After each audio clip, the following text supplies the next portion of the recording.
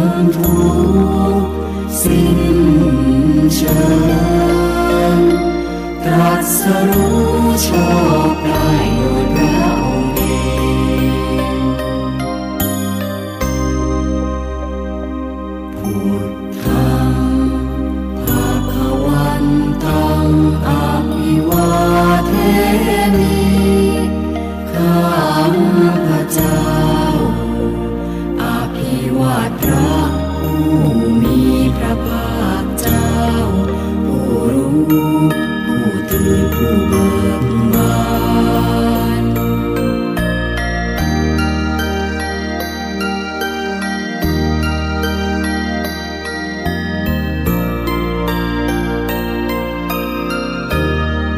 สวากขาโตภะคะวะตาธัมโมพระธรรมเป็นธรรมที่พระผู้มีพระภาคเจ้าตรัสไว้ดีแล้วธัมมังนามัสสามิข้าพระเจ้านมัสการพระธรรม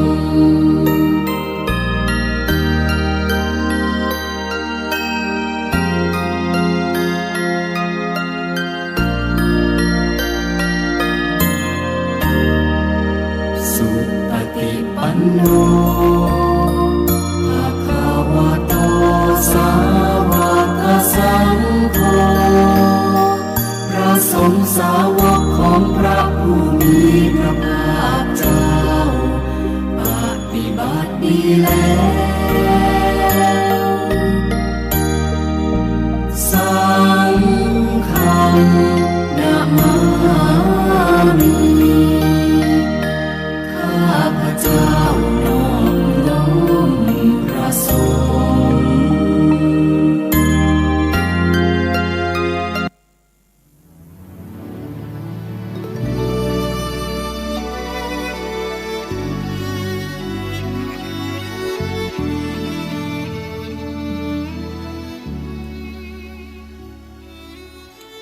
ขอยกมือ10 นิ้วน้อมระลึกถึงอย่างคุณพระพุทธอันสูงล้ำขอน้อมระลึกถึงอย่างคุณพระธรรมผู้สูงส่งขอน้อมระลึกถึงอย่างคุณพระสงฆ์ผู้ประเสริฐด้วยเสียงกล่าวของข้าพเจ้าวันนี้จมพ่อจมแม่เราก็มาอยู่กับกัน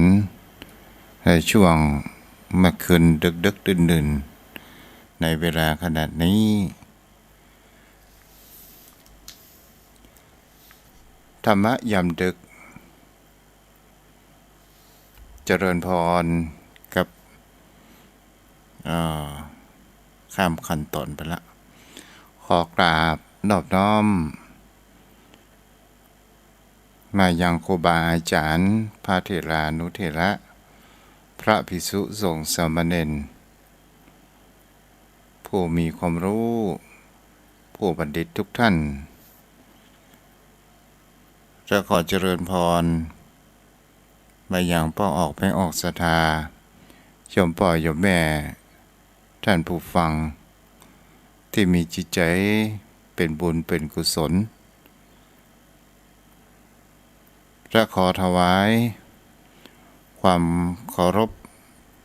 ในความเมตตาธรรมของท่านอาจารย์พระครูสมุวิศวัตรวรกิจโจ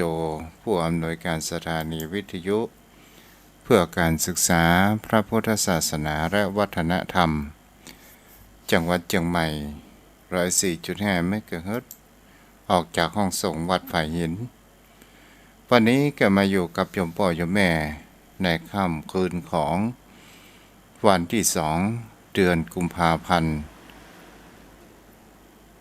เป็นเดือนที่2เป็นเดือนแห่งคำว่ามาฆบูชาเป็นมาฆมาศถ้าเป็นตามภาษาอินเดียในครั้งพุทธกาล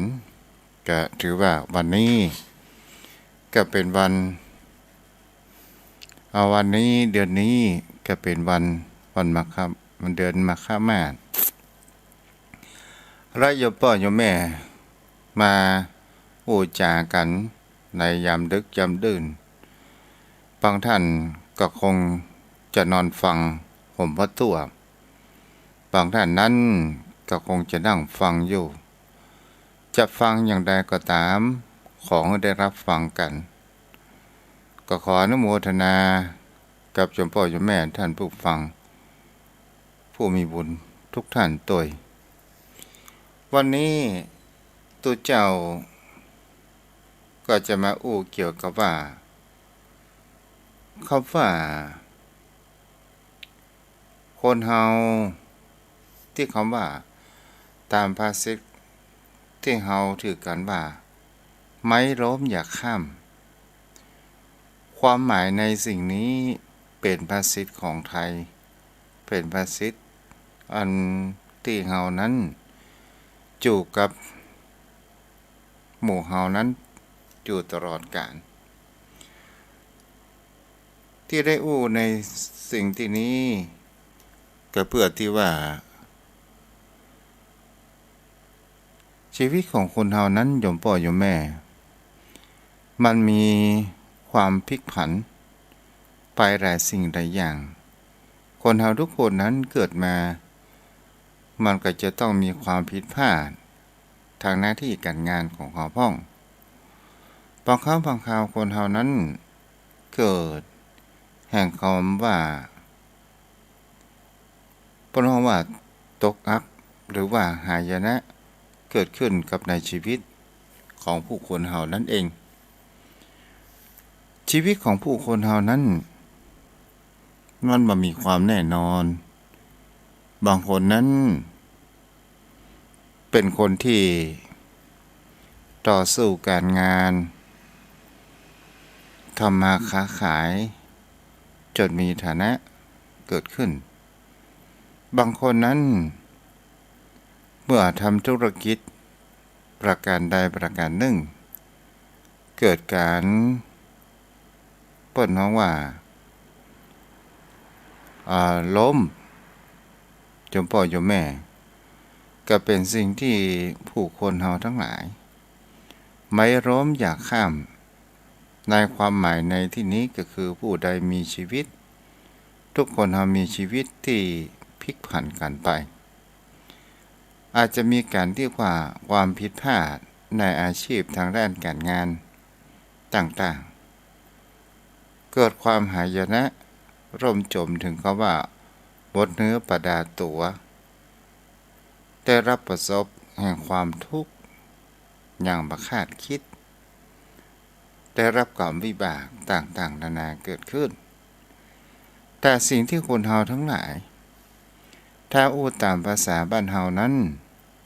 เฮาบ่ควรที่จะดูถูกบุคคลที่เกิดหายนะหรือว่าเกิดสะดุดต่อหรือว่าหกล้มโยมพ่อโยมแม่ก็เป็นสิ่งที่คนเฮานั้น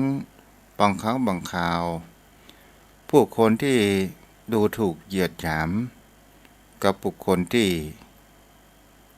ล้มตลอดจนถึงบางครั้งบางคราวดูถูกและเรื่องความรู้ต่างๆนานาเกิดขึ้นแท้ที่จริงแล้วเป็นสิ่งที่คนเฮานั้นบอกควรที่จะดูถูก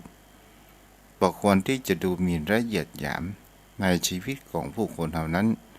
เกิดขึ้นเพราะว่าชีวิตของคนเฮานั้นมันบ่แน่โยมพ่อโยมแม่มันอาจจะมีการที่ว่าเมื่อเฮาล้มแล้วเฮาลุกขึ้นใหม่และเฮาลุกขึ้นใหม่เพราะว่าเฮายังมีชีวิตและลมหายใจอยู่เฮาลุกขึ้นสู้ชีวิตใหม่ด้วยความมุ่งมั่นและด้วยความขยันหมั่นเพียรของผู้คนเฮาถึงอาจจะเป็นทางด้านร่างกายอย่างกับโยมพ่อโยมแม่บางท่านบางคนเป็นอัมพฤกษ์ ถ้าเฮาเป็นคนขี้เกียจและเฮาปกายภาพบำบัดเส้นมันก็ยึดแต่บางท่านบางคนนั้นมีร่างกายที่มีความสมบูรณ์มีความมุ่งมานะจะเป็นสิ่งที่เฮาจันจะหันได้ว่า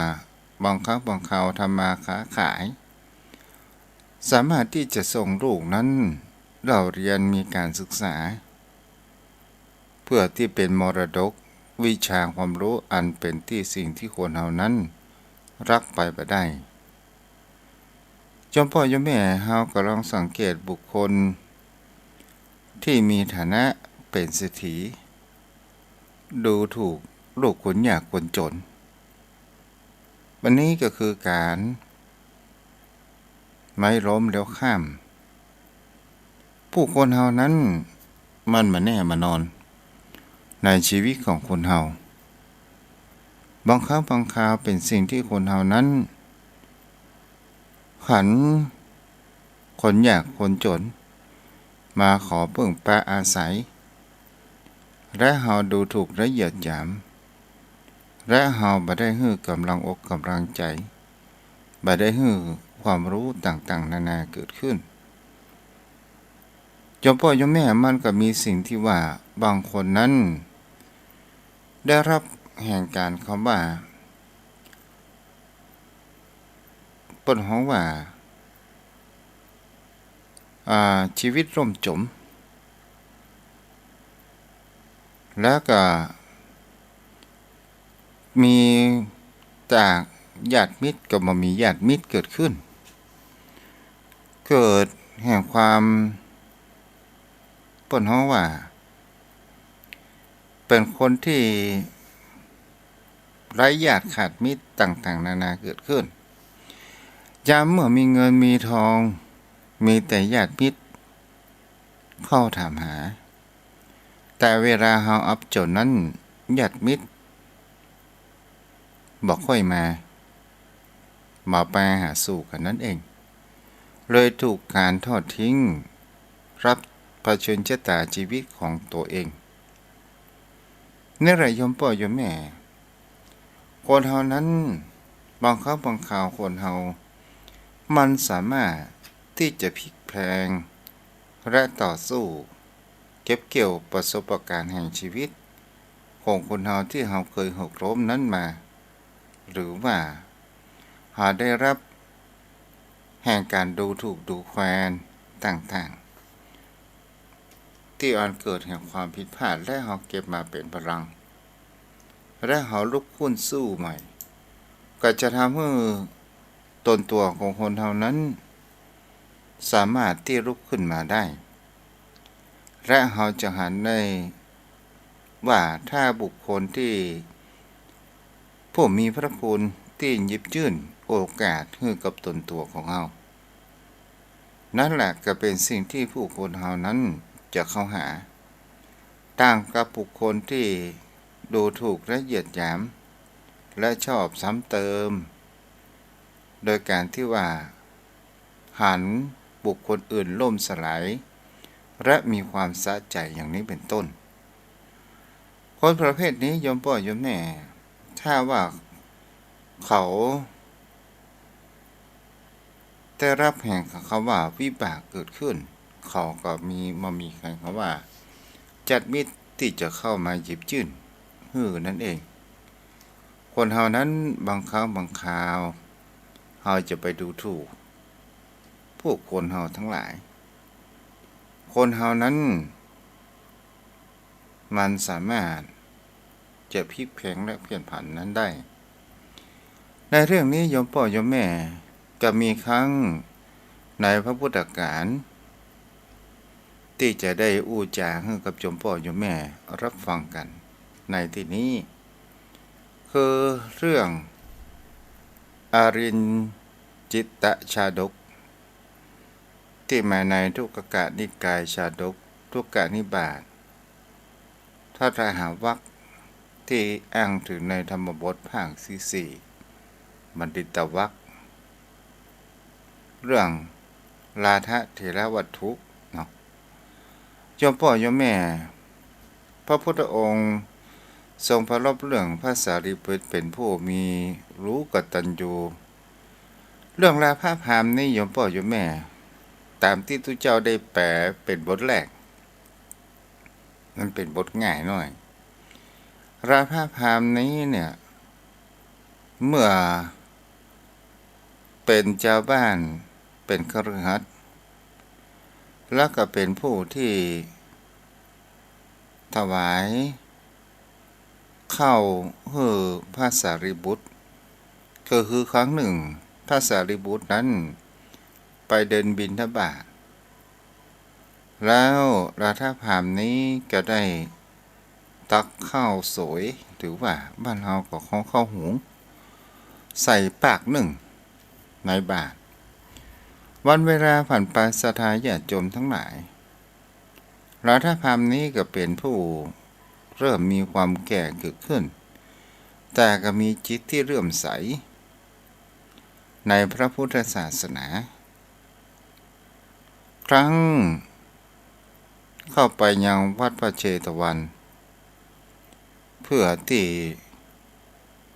จะไปขออุปสมบทศรัทธาญาติโยมทั้งหลายพระอุปชฌาย์รูปอื่นๆหรือว่าพระสงฆ์ทั้งหลายที่เป็นครูบาอาจารย์ก็มามีภัยที่จะบวชให้พระพุทธองค์นั้นก็ได้ถามว่าใครจะสงเคราะห์อนุเคราะห์กับราธาพามพ่องพระสารีบุตรก็บอกว่าข้าพเจ้าจะเป็นผู้บวชราธาพามนี้เองเพราะว่าราธาพามนี้เป็นพราหมณ์ที่ได้อุปถัมภ์อุปถากเพียงแค่เข้าทัพพีหนึ่งให้กับข้าพเจ้าพระสารีบุตรก็เลยได้อุปสมบทให้กับราธาพามจนที่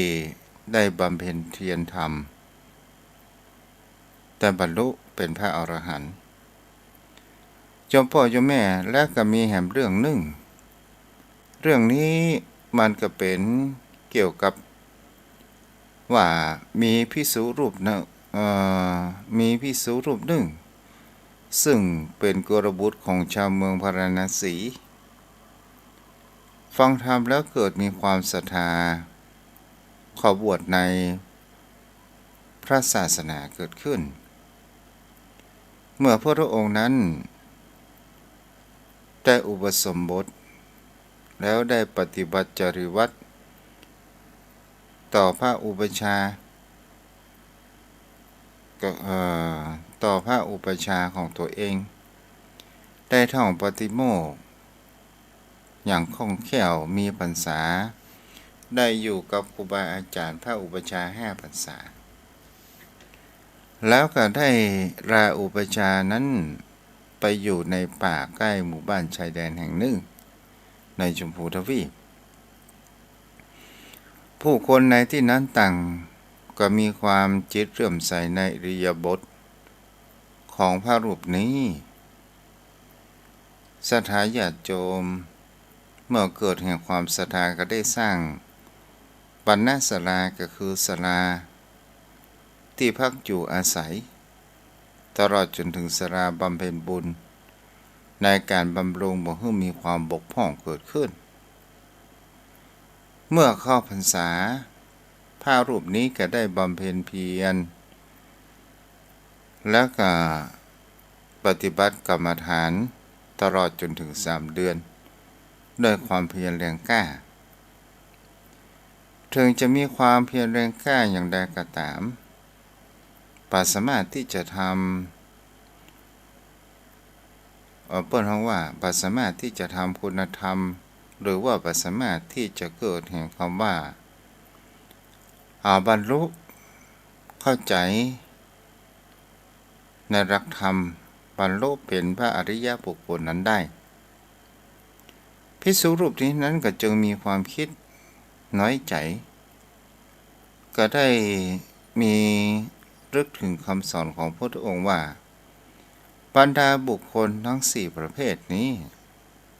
ที่พระพุทธองค์นั้นทรงแสดงไว้มีความน้อยใจว่าเฮานั้นจะคงเป็นประเทศปัทปารมะหมายถึงเขาว่าดอกบัวจุในคนตมเป็นประสามารถที่จะผุดโผล่ขึ้นมาได้หรือว่ามีถ้าเฮาอ้วงง่ายเป็นคนที่มีปัญญาต้นจ้าบ่สามารถที่จะรู้รักธรรมอย่างนั้นได้เกิดน้อยใจอย่างนี้แล้วเมื่อออกพรรษาก็เลยมีความคิดว่าเอาอย่างอี้ดีกว่าเอาปิกไปวัดพระเชตวันปล่อยคอยอุปธรรมอุปถากได้ดูรูปชมของพระบรมศาสดาของเฮาดีกว่าแล้วฟังธรรมเทศนาอันไพเราะย่อมจะเหมาะกว่าจึงต้องทอดทิ้งแห่งคำว่าความเพียรและออกเดินทางไปถึงวัดพระเชตวันเมืองสวัสถีโยมพ่อโยมแม่เมื่อไปถึงวัดพระเชตวันอาจารย์ผู้เป็นอุปชฌาย์ของตัวเองนั้นตลอดจนถึงพระภิกษุสงฆ์ที่อยู่ในพระเชตวันทั้งหลายก็ได้ถามว่าเหตุใดยังอยู่มาเมินกลับมาเวยอย่างแต่ว่าออกพรรษาแล้วก็มาเลยเธอก็บอกเพื่อภิกษุทั้งหลายได้รับทราบว่าเหตุการณ์มันเป็นอย่างนี้อย่างนี้ภิกษุรูปนี้ก็โดนพวกภิกษุทั้งหลายตลอดจนถึงครูบาอาจารย์ของตัวเองได้ตำหนิแล้วพาพระภิกษุรูปนี้เข้าเฝ้าพระพุทธองค์ตลอดจนถึงได้แจ้งมนเหตุเมื่อพระพุทธองค์นั้นทราบเรื่องราวทั้งหมดศรัทธาญาติโยมทั้งหลายพระบรมศาสดาจึงได้ตรัสถามภิกษุว่าเธอคลายความเพียรแล้วเสียแล้วหรือพระภิกษุรูปนี้ก็บอกว่าไม่ละครับผมยอมรับความจริงว่าผมคลายความเพียรขี้ค้านอะไรเนาะโอ้กันภาษาชาวบ้านทำไปก็บ่ได้อย่างสักอย่างบ่ได้บรรลุธรรมอย่างสักอย่างศรัทธาญาติโยมเป็นสิ่งที่พระองค์นั้นก็ได้อู้ถึงว่าความเพียรชิงเอาราชสมบัติในนครพาราณสีมีอาณาเขตถึง12 โยชน์เมื่อแก่กุมารผู้น้อยชิ้นเนื้อไม่ใช่หรืออันนี้เพิ่นอู้ในเรื่องอติตาละมาละบ่ใช่ว่าจะนี้จะเดียวอย่างนี้เป็นต้นพระองค์นั้นก็ได้เอาเรื่องในอดีตอติตาในอดีตชาติของพระสงฆ์รูปนี้มาบอกว่าเธอคลายความเพียรในชาตินี้บ่ใช่ชาติเดียวเมื่อเธอนั้นกลับไปมีความเพียรและประพฤติปฏิบัติธรรมเสียดีกว่าโยมพ่อโยมแม่ถ้าว่าพระพุทธองค์ยังอยู่นี่เฮาก็จะไปถามอดีตชาติของเฮาที่ย้อนหลังไปว่าเฮาชาตินั้นเฮาเกิดเป็นหยังพ้องชาตินั้นเฮาได้ทำบุญอะไรหยังพ้องชาตินี้ถึงเฮาได้มารับกรรมชะตาอย่างนี้เป็นเพราะเหตุใดอย่างนี้เนาะอันนี้พระองค์นั้นเพิ่นบ่อยู่แล้วแต่ถ้าปฏิบัติเฮาก็หาครูบาอาจารย์ที่ถึงขั้นเป็นพระอริยบุคคลที่จะรู้ถึงอดีตชาติเหมือนดังพระพุทธองค์นี้หายากโยมพ่อโยมแม่ในเรื่องนี้พระองค์นั้นก็บอกว่าอาติเตกาเลในการอันล่วงมาแล้วเมื่อละข้าพเจ้าพรหมทัตเสวยราชสมบัติเมืองพาราณสีและมีหมู่บ้าน แห่งหนึ่งตั้งอยู่ปากไก่เมืองตะไดและก็มีพวกช่างไม้อยู่500 คนอาศัยอยู่ในหมู่บ้านนั้นพวกเขามีอาชีพในการสร้างบ้านไม้ขายโดยการที่ว่าเอาพายเรือทวนน้ำเข้าไปในป่าลึกและไปโค่นต้นไม้แล้วก็ปลูกเป็นปนเขาว่าเป็นเสาแล้วก็ทำเป็นเมื่อใครจะแบ่งบ้านแบ่งจองก็ไปเอาไม้อย่างมาสร้างเป็นทรงจันทร์ทำไว้ทั้งหมดคนมารวมกันแบ่งแปลเกิดขึ้นหลายเข้าเมืองได้ประกอบอาชีพอย่างนี้มาอยู่โดยตลอดจนถึงทำมาหากินมีเงินมีทองเลี้ยงครอบครัวอย่างพอเพียงเกิดขึ้นครั้งนั้นก็ยังมีการที่ว่าได้โค่นต้นไม้และแปลงบ้านอยู่อย่างนั้นมาโดยตลอดบังเอิญก็มีช้างพายเชือกหนึ่งที่อยู่ในป่าได้ไปเหยียบต่อตะเคียนที่มันพุมันพัวเนาะมันพัวต่อตะเคียนนี้ก็ได้หักขาดบนห้องว่าคาตินทำให้ตินของจ้างเชือกนี้ก็ได้บวมและก็ได้รับทุกขเวทนายิ่งนักจ้างไม้ทั้งหลายได้ยินเสียงจ้างห้องก็เลยพากันไปพอหาว่าจ้างนั้นเดินบนห้องว่าเดินตินหรือว่าเดินเท้าเป็นขยกเหมือนกับว่าเสี้ยนต่ำน้ำเสี้ยนต่ำตีนะโยมพ่อโยมแม่ก็เดินขยกมาเต็มที่แล้วจ้างไม้เหล่านี้นั้นก็ได้มีความเมตตาธรรมเกิดขึ้นด้วยความอินดูระหันต่อไม้มันเสียบที่ขาจ้างก็เลยได้เอาปาการเอาต่อไม้ออกขาจ้างแล้วได้ปฐมพยาบาลจน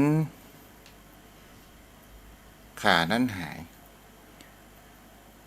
เอายาประคบประคอเอาน้ำอุ่นเข้าล้างแผลและอบสมุนไพรเอาสมุนไพรเข้าใส่จ้างตัวนี้นั้นมีเป็นที่จ้างที่มีความกตัญญูเกิดขึ้นเมื่อมีความคิดที่จะตอบแทนบุญคุณพวกจ้างไม้ก็ได้ช่วยลากและขนไม้เพราะว่าพวกจ้างไม้นั้นก็ได้เอ็นดูได้ให้จ้างนั้นได้กินข้าวเพราะว่าข้าวปั้นข้าวนึ่งข้าวของเฮาเนี่ยปั้นโจทย์ได้ให้จ้างกินใหม่ๆนั้นก็กินลำบากเมื่อเข้าจ้างนั้นก็กินข้าวศรัทธาญาติโยมทั้งหลายความผูกพันนั้นมันก็เกิดขึ้นช้างพายตัวนี้ซึ่งเป็นช้างแม่และก็เลยมีการที่ว่าได้มีลูกได้มีครรภ์แล้วลูกนั้นก็เกิดออกมาเพราะว่าเป็นช้างอาชาไนก็คือช้างอาชาไนม้าอาชาไนอย่างนี้แหละโยมพ่อโยมแม่ช้างพายตัวนี้ก็เลยมีความคิดสมควรที่จะฝึกลูกหูจักกับว่างานจึงพาลูกช้างไปมอบให้แก่กับนายจ้างไม้และก็ได้บอกว่าขอมอบลูกช้างเผือกตัวนี้เนี่ยเป็นค่าหมอค่ารักษาที่ท่านทั้งหลายได้ช่วยเฮาและควรที่จะฝึกดูแลลูกของเฮาตัวซึ่งลูกของเฮานั้นเป็นช้างที่มีลักษณะพิเศษเป็นช้างอาชาไนเกิดขึ้น ถ้าเฮาอู้ไปก็คือเป็นพญาช้างล่ะโยมพ่อโยมแม่เป็นช้างเผือกแล้วอย่างเขาว่าช้างเผือกนี้เป็นช้างที่มายิ้วบักขี้ในน้ำเพราะเหตุอะไรหยังก็เด็กกับโยมพ่อโยมแม่เพิ่นร้องว่าจะเป็นถ่ายจะเป็นขับปัสสาวะอย่างไรก็ตามช้างอาชนายหรือว่าพญาช้างเนี่ยถ้าอยู่เหนือน้ำแล้วช้างแหมพวกเรื่องอยู่ทางใต้ถ้ามันเหม็นสาบกลิ่นหิวหรือสาบกลิ่นอุจจาระที่น้ำมันก็จะบรงน้ำต้องมาอยู่วันหนึ่งสถาญาติโยมทั้งหลายช้างอัญชลายนี้ก็ได้ถ่ายมูลอยู่บนบกบังเอิญมันเป็นฤดูฝนนายควานช้างของพระราชาในเมืองพาราณสีนั้นได้ปาช้างถึง500เชือกลงไปสู่ใต้น้ำแต่ช้างทั้งหลายบ่กล้าลงใต้น้ำเพราะเหตุใดบ่ลงใต้น้ำก็เพราะว่าฝนที่ตกมาวันปามูลหรือว่ามูลขี้สมาธิของช้างตัวเป็นช้างอาชนายมันไหลมาสถาญาติโยมทั้งหลายช้างหมู่นั้นก็บ่กล้าลงเกิดขึ้นนายควานช้างหันประการเช่นนั้นก็เลยไปตรวจสอบว่าเหตุอย่างไรช้างทั้งหลายเหล่านี้มันถึงบ่เข้าลงน้ำก็เลยไปตรวจสภาพเป็นว่ามันมีกลิ่นช้างแห่งคำว่าพญาช้างทั้งหลายเลยบ่กล้าลงเพื่อนำความนี้ไปทูลกับพระราชาทั้งหลายพระราชาก็ได้สั่งทางทหารได้ไปเสาะหายังช้างอาชนายพญาช้างตัวนี้บังเอิญก็ไปป้าพญาเจ้าเมืองก็ได้ไปขอไปเอาช้างเชือกนี้ด้วยตัวเองช้างน้อยตัวนี้สถาญาติโยมทั้งหลายเมื่อพระราชาได้อู้กับสนทนากับนายควานช้างทั้งหลายว่าข้านั้นจะมอบถวายเป็นพระราชสมบัติส่วนของพระองค์จะเป็นพระราชทานแต่ช้างน้อยนี้ก็เป็นช้างที่ว่า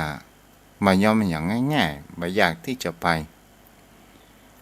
ก็เลยเป็นสิ่งที่จะหาได้ว่าเอาเสื้อเอาผ้าเอาอะไรอย่างมาก็ทีแรกบ่ค่อยยอมตลอดจนถึงได้เอาพระราชาก็ได้เอาสิ่งของต่างๆนานากับผู้คนทั้งหลายในชุมชนในหมู่บ้านนั้นจะเป็นเสื้อผ้าอาภรณ์จะเป็นของหวานของกินช้างตัวนี้ก็เลยยอมไปกับพระราชาเข้าไปสู่พระนครได้ทำความ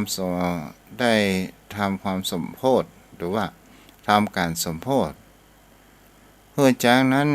เวียนรอบพระนครแล้วก็สร้างโรงช้างอย่างปนเขาว่าแปลงโรงอย่างงดงามเกิดขึ้นเพื่อเป็นพระราชทานเครื่องประดับที่เป็นอลังการแบบของช้างสถาปนาเป็น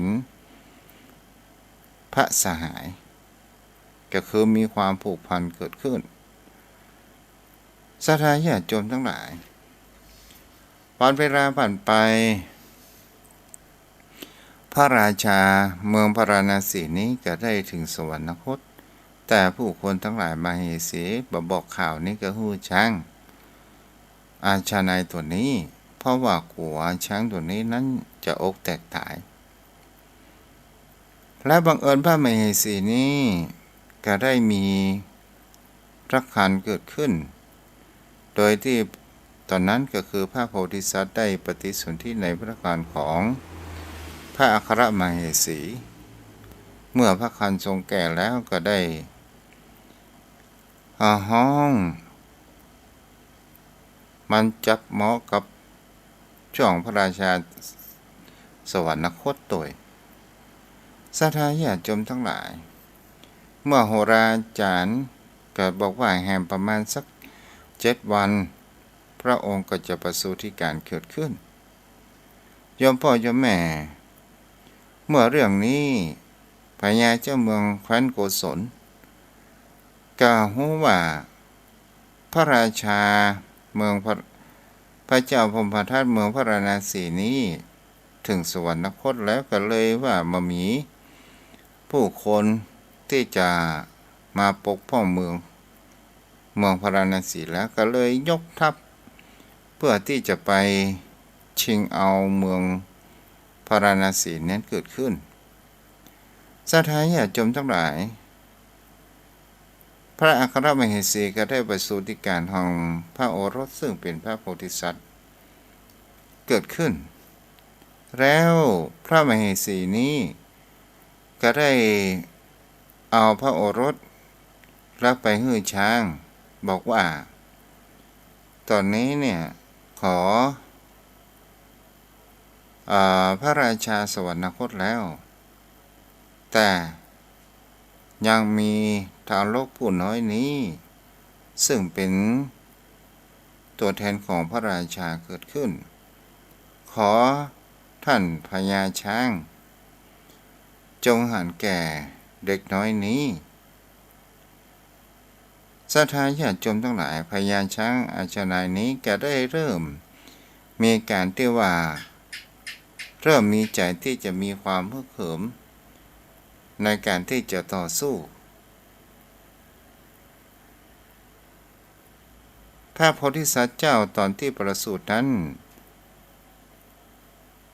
ก็ได้ขานพระนามว่าอารินจินตราชกุมารก็ได้เป็นสิ่งที่ว่านิดหมายเป็นสิ่งที่ดีเกิดขึ้นพญาช้างนั้นก็ได้ไล่พระโกศลโจทย์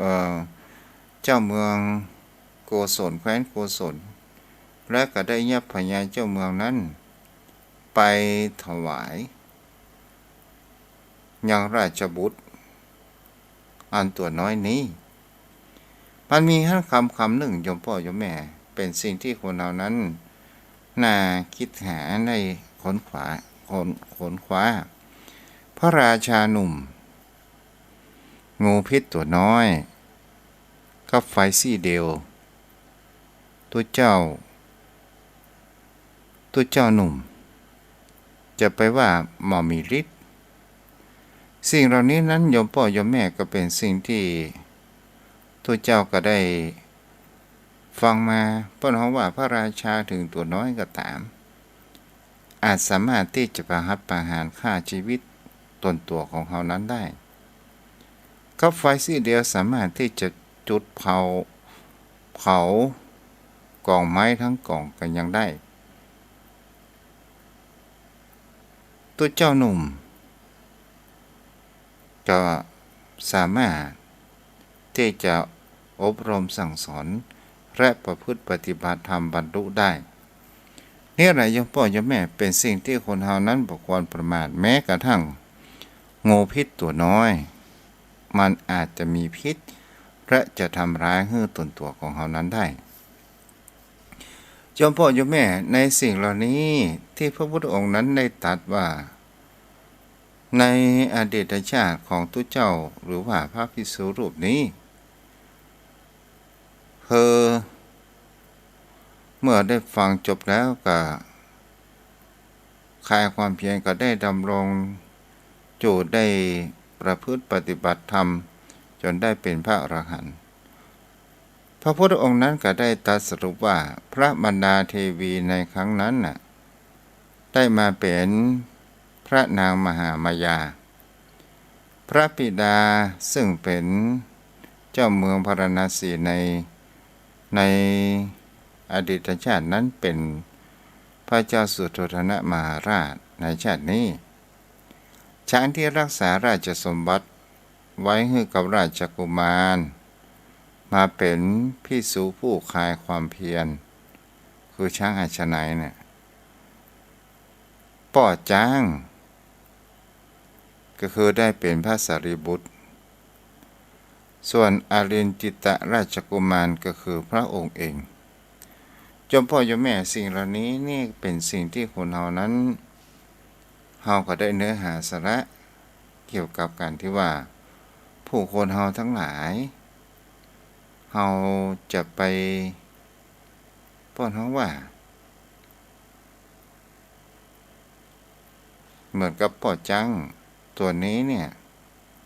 ป้อนเฮาว่าจะไปแกว่งตีนหาเสี้ยนแล้วเสี้ยนจะตามเสี้ยนจะตามเท้าของเฮาอย่างแน่แท้ถ้าเฮาอุปมาก็คือในเรื่องนี้ก็คือหมายถึงเขาว่า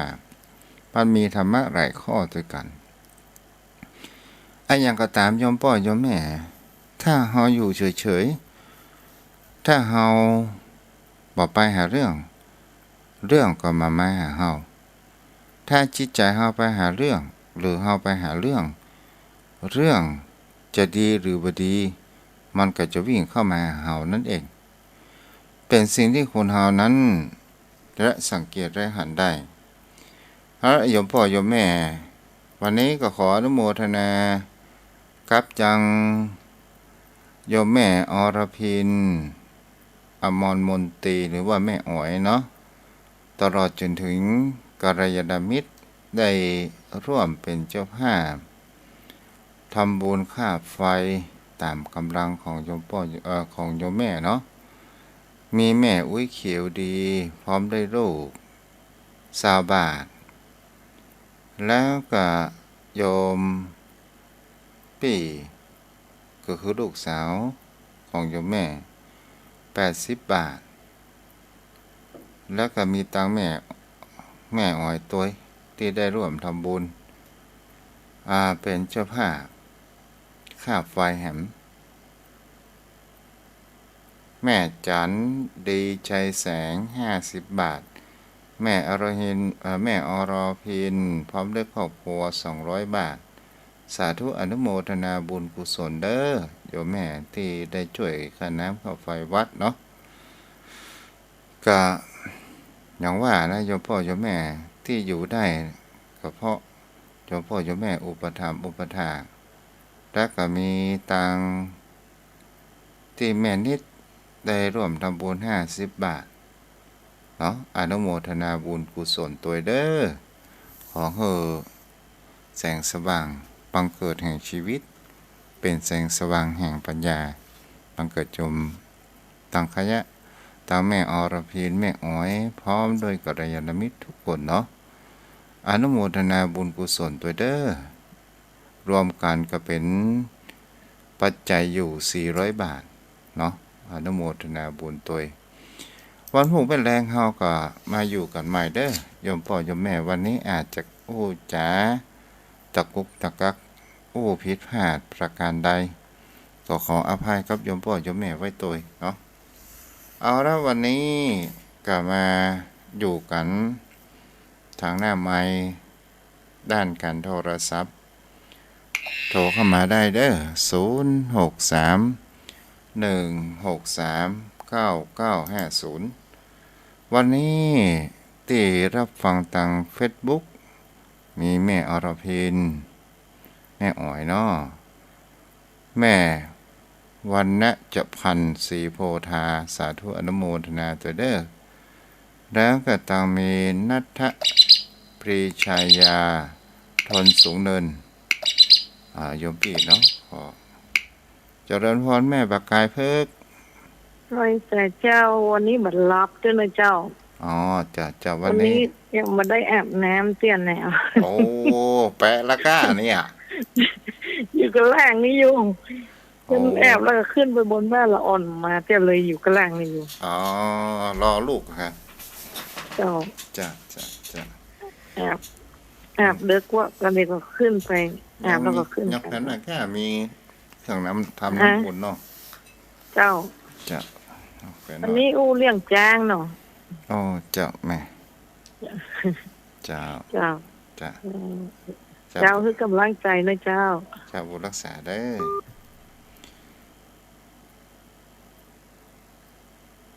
0631639950ยมพ่อยมแม่วันนี้ทุกเจ้ามาก็ได้นั่งฟังเรื่องตลกปกฮาเพราะว่าคนที่ถูกคอกถูกคุกตารางเนี่ยใส่หมวกกันน็อกบ่ได้เพราะอะไรอย่างเนาะถ้าแม่บุญฟังอยู่แม่แดงฟังอยู่หรือคนอื่นๆเข้ามาอู้จาได้ว่าเพราะอะไรอย่างเขาใส่หมวกกันน็อกบ่ได้คนที่ติดคุกติดตารางมาพ้นโทษออกมาแล้วใส่หมวกกันน็อกบ่ได้โทรเข้ามาได้0631639950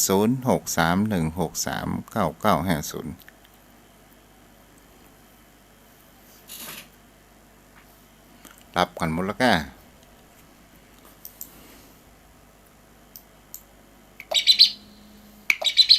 เจริญพร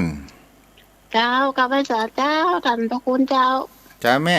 โอ้แม่ฟังเจ้าห่มแม่เนาะแม่จะอำเภอเมืองปานเจ้าเมืองปานเจ้ารับฟังอยู่เน้อเจ้าจ้าแม่มีคำตอบก่อคนที่เคยติดคุกติดตารางแล้วออกมาใส่หมวกกันน็อกบ่ได้เพราะอะไรอย่าง แม่หมอหมอหูเนาะเจ้าเป็นหยังกันเด็กรับฟังกันไปเอาพวกติดตามกันได้แม่เด้อเจ้าบางวันมันสอหำปากคำดนได้หำเจ้าดีละเจ้าวันนี้ก็พอทาง Facebook เนี่ยเจ้ามันอันสถานีบ่สัตว์เลยเจ้าทางฟัง Facebook ชัดตีเนาะแม่เนาะเจ้าดีเด้ออนุโมทนาแม่เนาะเจ้ากับไว้สาเจ้าบุญรักษาเจ้าโทรเข้ามาได้0631639950แม่บุญไว้จังใดแม่บัวบุญเพราะเหตุใดคนที่เกิดติดคุกติดตารางแล้วออกมาใส่หมวกกันน็อกบ่ได้ใครจะตอบได้บ้างเนาะเจริญพรแม่ไปสาเจ้าแม่ไปได้รับไปแอบแหนมาติดกระดมกับนางเข้ามานอนมาเดียวมาเปิดฟังงั้นตุมาเดียวเนี่ยก็มีน้ำอุ่นนี่แย่แม่ประกายพึกว่านะแม่นะแม่การมันไปแย่ว่าเนาะแม่ก็บอกฮู้นะใส่หมวกกันน็อกมาได้นะก็เลยจะบอกเดี๋ยวบอกเนอะแม่อย่าฟังเนอะจ้ะหนาวก่อนน่ะพอให้พอดีแม่ตั้งเพเขาคันติดโอเมคอนนักเคยไปไหนบักให้ได้บัดเดียวเนี่ยปลาเนี่ยไม่ค่อนน้ำล่ะโอเมคอนนักอ่ะน่ะมันเขาได้ไปไหนนะตีศพงานศพเขาแล้วน่ะกว่าตกยุคมั้งล่ะตั้งปลาดูได้กักตัวกันน่ะเดี๋ยวแม่ฟังเนอะจ้าบุญรักษาจ้าโทรเข้ามาได้0631639950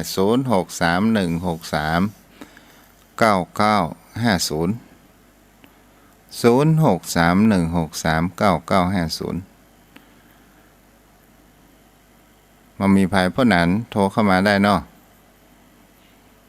0631639950โอ้แม่ศรีนวลนี่ฟังอยู่เฮ้ยเจ้าแม่ไว้สาเจ้าแม่รับฟังกันเนาะโอ้ติดตามกันแต่เด้อนี่นะแม่จันเพ็ญก็เข้ามาเนาะจ้ะแม่คนเคยติดคอกแล้วออกมาเนี่ยทำไมใส่หมวกกันน็อกบ่ได้แม่ฮู้ป่ะเพราะเหตุอะไรหยังแม่บ่ฮู้เจ้าบ่ฮู้เนาะสนใจในเรื่องนี้เนี่ยมันบ่มีหยังเล่นแม่คำถามมันมาเล่นกันจ้ะก็ได้จะบอกเด้อฟังพ่อหนานเป็นผู้รอบรู้เนาะบุญรักษาได้หนาวก็ไม่แต่งเนี่ยแต่เจ้านี่มันปหนาวมันเดิกมานี่มันหนาวหน่อยจ้ะหนาวบ่กลัวเย็นได้แม่กลัวเย็น เย็นตินเย็นมือเนี่ยโอ้สุดยอด แม่น่ะ เจ้า มันจะเย็นเมื่อเจ้าเนี่ย เจ้าข้อดุกข้อเดียวได้ เจ้า เจ้าบุญรักษาได้ไหมเด้อ เจ้า เจ้าอ้าวโทรเข้ามาได้0631639950ป้านั้นโทรเข้ามาได้เนาะถ้ารับฟังอยู่ 0631639950เจริญพรป้านาน ครับขอกราบแต้ไต้ไว้สาในเมตตาบารมีธรรมท่านพระคุณเจ้าด้วยความเคารพอย่างสูงครับ จ้า ท่านเจ้าปัญหาท่านเจ้าเนี่ยมืดตึกตันถิ่งท่านเจ้าบอกว่าจะตอบอย่างใดท่านพระคุณเจ้า เจ้เขาใส่หมวกกันน็อกบ่ได้ไหน ครับไว้สาเจ้า ซะเลยเนาะ ครับไว้สาเจ้ายอมการ เพราะว่าเขาติดคุกหัวโต โอ้โหหัวมันโอ้ติดคุกหัวโตเลยใส่หมวกบ่ได้นะท่านเจ้าเนาะ ถูกต้อง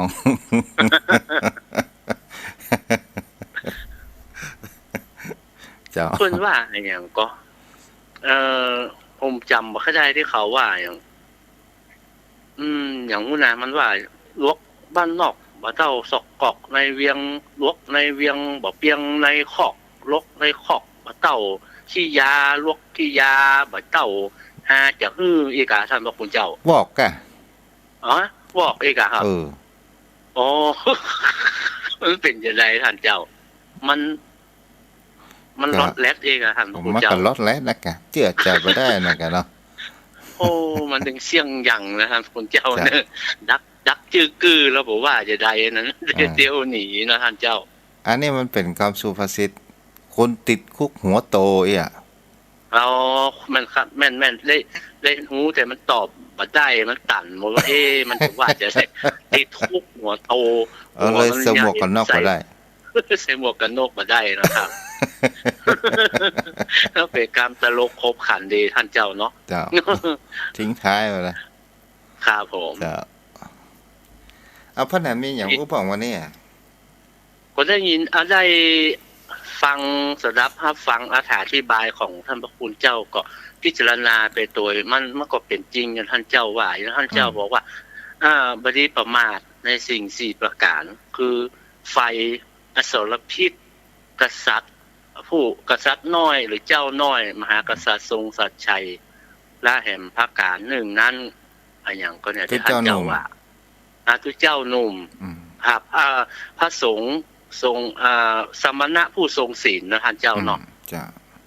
เพิ่นรวมถึงแต่สามเณรด้วยท่านสามเณรนี่ก็ไม่ธรรมดานะพระคุณเจ้าโอ้ก็มีคุณธรรมสูงนะบางคนนี่นะท่านพระคุณเจ้าบ่ฮู้เพิ่นบารมีเพื่อใครจะร่วมกันฟังคำพระสงฆ์องค์เจ้าบ่ค่อยเข้าใจบ่ค่อยติดใจท่านเนรเต้นแล้วเข้าใจติดใจชอบฟังเพื่อใครจะมีบุญร่วมกันเนาะท่านเจ้าเนาะมันก็เป็นเพราะว่าจริตมันตรงกันครับแล้วมันก็เป็นบุญวาสนาท่านเจ้าสามเณรนี่นะผมว่าบุญจากก่อนเพิ่นขยันติดค้างมาบางทีเน้นน้อยนะท่านพระคุณเจ้ามันก็หาบวชเนี่ยติดงานติดทำเก่งชัดถ้อยชัดคำและอันถามว่าสาเจ้าก็ถึงว่ากำกำจางของผู้คนเฮาเนี่ยนะครับบางครั้งบางคราวคนที่เป็นแล้วก็มามีใครบ่เข้าฟังน้ำเรียงเสียงแปลกอะไรอย่างสักเท่าใดครับก็มันก็มีทางบ้านนี้ก็มีเฮาได้ยินเสียงแล้วพอได้ยินเสียงแล้วก็ตามเนี่ยเขาเตียวหนีมันย่อยเสียงมันแบบมีวาสนาแบบมีบารมีแล้วท่านเจ้าเนาะนั่นน่ะกะบางคนบางท่านเพิ่นคนจ๋าก็มีคนที่เข้าไปแล้วหนังเข้าหัวกันอ้านี่ไงมีพวกเขาว่าคนมีน้ำเลี้ยงเสียงปากคนชนเป็นน้ำเลี้ยงเสียงปากที่ชวนฟังอย่างนี้เป็นต้นอย่างก็ได้น้อยเหมือนกัน จ้ะค่ะนิดหน่อยนะท่านคุณเจ้าได้ยินคนเฒ่าเพิ่นโอ้ว่ามันเป็นตู้เจ้าเก่ามาเกิดว่าอันญาติพี่น้องเพิ่นเคยบวชเป็นตุเป็นหยังแล้วเพิ่นหมดบุญขำผ้าเหลืองแล้วปิกมาเกิดเพราะว่ามันค่อยจะมีจริงมันเพิ่นบัลละจริตเก่าไว้ว่าท่านพระคุณเจ้าแม่นได้ยินพ่อแม่นว่าตั้งแต่มันเกิดมาใจมันจึงหุ่มไปตั้งวัดตั้งวามันไปคนเดียวมันอย่างไปวันศีลวันหยังนี่เก็บดอกเก็บหยังใส่ขันใส่หยังมันเป็นอย่างอันคนเดียวไผจึงบ่ได้สั่งบ่ได้สอนจริตเก่าเพิ่นติดตัวมาเนาะท่านเจ้าเนาะจ้ะอันนี้ทุกเจ้าเมื่อเป็นละอ่อนนะมักจำความได้เนี่ยเอาผ้าตรวจไปผ้าจีวรบุญบารมีอันเดิมมันเก่าแล้วท่านเจ้าเนาะยังจำได้ว่าเคยเล่นเป็นทุกเจ้าอยู่อีนะที่ท่านเจ้าอธิบายว่าถ้าพระพุทธเจ้ามีนี่เขาคงจะได้ถาม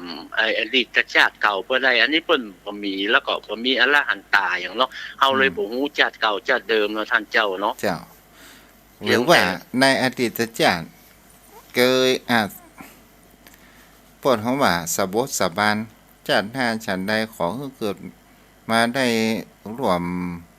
พุทธศาสนาได้บวชเป็นทุเจ้าเด้อเป็นคนบ้านเป็นบุญบารมีท่านเจ้าบุญบารมีที่ได้ป่ะนะว่ายังครับผมไว้สาเป็นคนบ้านมันทุกข์มันยากไหนเมียจะด่าเมียจะใจเหี้ยอันนี้ของคิดทุเจ้าเด้อมันก็จึงเป็นอันแต่ท่านเจ้าเฮ้ยก็ยังผมเคยอู้นะว่าถ้าเป็นซิกได้อย่างตู้อย่างผ้าเนี่ยเขาจะซิกละซิกบวชนะมันบางคนถึงว่าจะมาตายครับสู่มาเนี่ยโลยมันมีเจี้ยมันมีแล้วท่านเจ้าเจี้ยมันมีที่ว่ากรรมที่ว่าจะมาตายครับสู่มาเนี่ยนะมันเพิ่นเคยอู้กันไว้ผมก็จำเพิ่นมาเนี่ยท่านเจ้าอันนี้ครูบาอาจารย์เคยนั่งฉันเข้าด้วยกันครูบาอาจารย์เพิ่นอู้เล่นกับตานเก่าเนาะครับที่เป็นทุเจ้าร่วนได้คราวเดียวกันแล้วก็เพิ่นว่าเนี่ยพอแล้วปลาทูเปิ้นก็ใช้แกงออกมดเงาะเปิ้นก็ยังปอกเปลือกฮื้อครับอย่างนี้ยังจะรูปซึกไปไงก็อุปชาผมเปิ้นว่าตู้เดินทางพอจะข้ามพอจะโป้นแล้วข้ามห้วยแล้วตู้ยังจะปิกเข้าไปฟันหญ้าฟันลกมันหมดมันไก่เหลี่ยมจะตันอยู่กายพอจะโป้นแล้วที่จะสิงหยังหนทางทางหน้าพอเป่งพอวะแล้วจะปิกไปเข้าโลกเข้าพงเนี่ยหยังพงก็ที่ความหมายก็บัดแตกผมว่ามันจะมอกไตลองกวยเลยมันไม่ใช่ของดีลองแล้วท่านเจ้าเนี่ยมันไม่ใช่ของดีลองเนี่ยผมว่าบุญบารมีเฮาบ่มีถ้าบุญบารมีเฮามีนะบวชเป็นพระเจ้าเนี่ยมันจะได้บัดใช่ว่าสบายนะคือมันจะได้โป้นข้ามฝั่งข้ามอย่างโป้นท่านพระคุณเจ้าถึงมันจะอาศัยความเพียรแต่ว่ามันมีห่วงมันมีอย่างท่านเจ้ามันเหมือนคนบ้านคนบ้านนี่มันมีห่วงสปะนะมันไม่ใช่มีแค่3อย่างอันหักลูกเหมือนบ่วงก้องคอหักเมียเหมือนปอมาศอกตรงบักเข้าของหลวงปอสุติมันมี8,000ประการมันในหัวอกหัวใจแล้วท่านเจ้าเอ้ยเจ้ามันต้องอาศัยเพราะนั้นเวลาหมดแล้วเด้อวันผูกอู้กันใหม่เนาะครับขอกราบใจไว้สาในเมตตาธรรมท่านเจ้านะครับกราบไหว้สาครับโปรดรักษาเด้อยมพ่อยมแม่นอนรับฝันดีราตรีสวัสดิ์อายุวันโนสุขังพระลัง